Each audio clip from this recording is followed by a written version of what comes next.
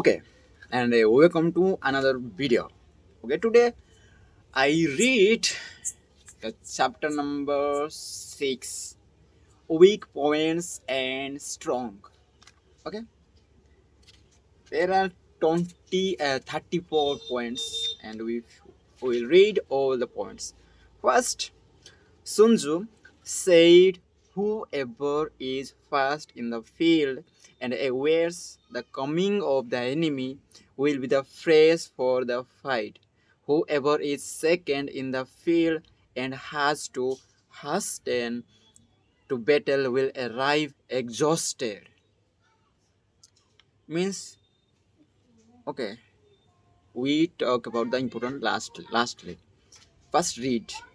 Therefore, the clever combatant imposes his will on the enemy, but does not allow the enemy's will to be imposed on him. By holding out advantages to him, he can cause the enemy to approach of his own accord, or by inflicting damage, he can make it impossible for the enemy to draw near. If the enemy is taking his ease, he can harass him. If well supplied with food, he can starve him out. If quietly encamped, he can force him to move. Appear at points which the enemy must hasten to defend. March swiftly to places where you are not expected. An army may march great distances without distress if it marches through a country where the enemy is not. You can be sure of succeeding in your attacks if you only attack places which are undefended.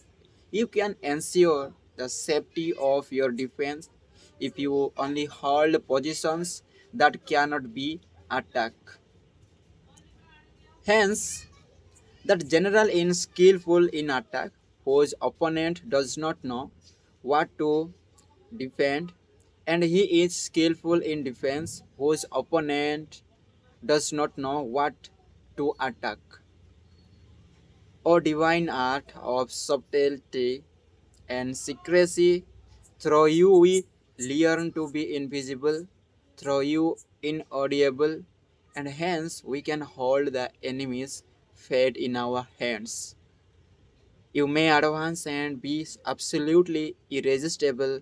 If you make for the enemy's weak points, you may retire and be safe from pursuit if your movements are more rapid than those of the enemy. If we wish to fight, the enemy can be forced to engagement even though he be sheltered behind a high rampart and a deep ditch. All we need to do is attack some other place that he will be obliged to relieve. If we do not wish to fight, we can prevent the enemy from engaging us. Even the lines of our encampment be merely traced out on the ground. All we need to do is to throw something odd and uncountable in his way. By discovering the enemy's dispositions and remaining invisible ourselves, we can keep our forces concentrated while the enemies must be divided. We can form a single united body while the enemy must split off into fractions. Hence, there will be a whole pitted against separate parts of a whole, which means that we shall be many to the enemy's few.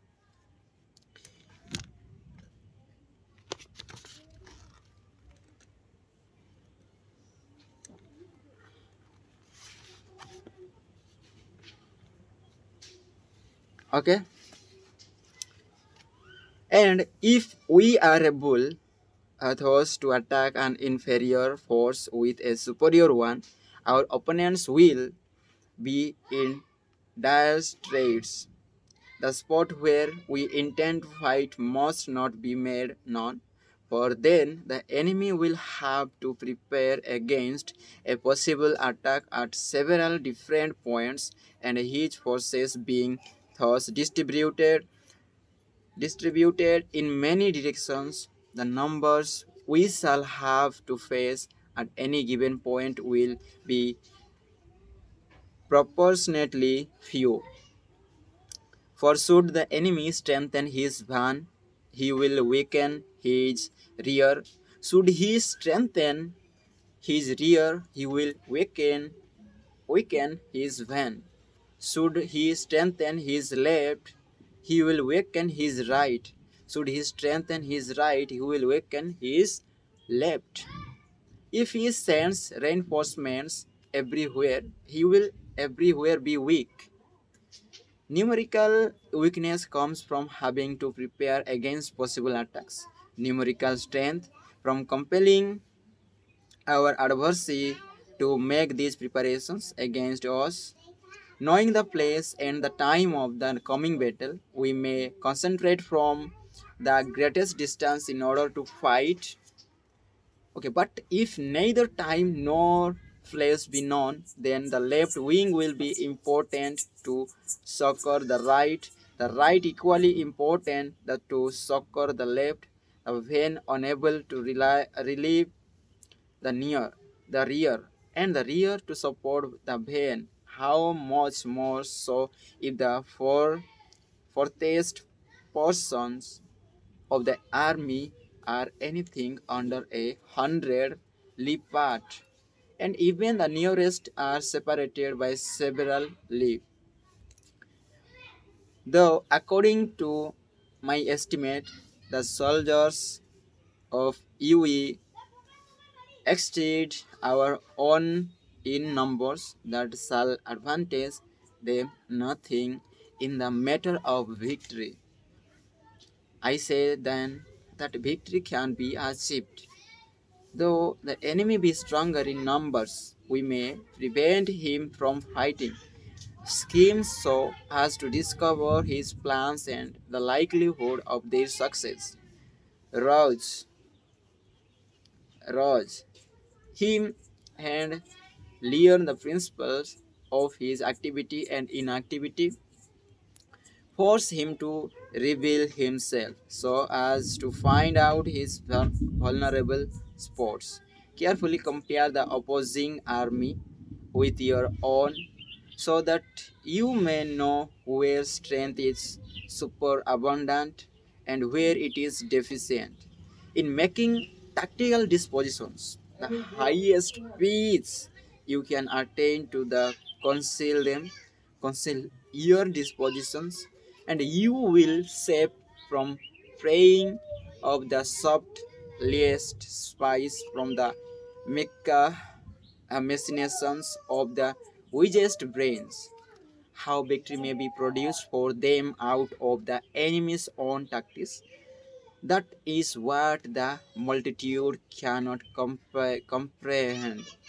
All men can see the tactics whereby I conquer, but what none can see is the strategy out of which victory is evolved. Do not repeat the tactics which have gained you one victory. Your methods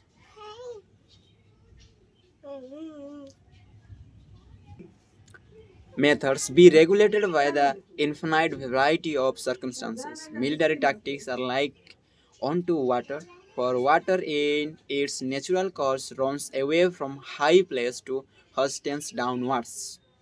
Okay, so in war, the way is to avoid what is strong and to strike at what is weak. Water shapes its course according to the nature of the ground over which it flows. The soldiers work out his victory in relation to the foe whom he is facing.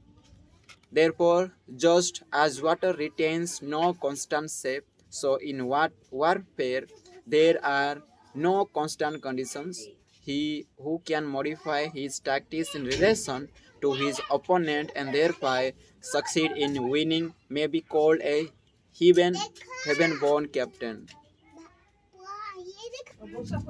The five elements water, fire, wood, metal, and earth are not always equally predominant. The four seasons make way for each other in turn. There are short days and long. The moon has its periods of waning and waxing. Okay, this is all about the chapter number 6. And in chapter number 6, I have one best point. Like in battle, there is different grounds you have faced. So according in water what whenever it flows, he takes his shape. Accordingly, the soldiers whenever we battle take position as possible as and as easy and as make. Okay, this is all about the chapter number 6, the weak point and strong points. And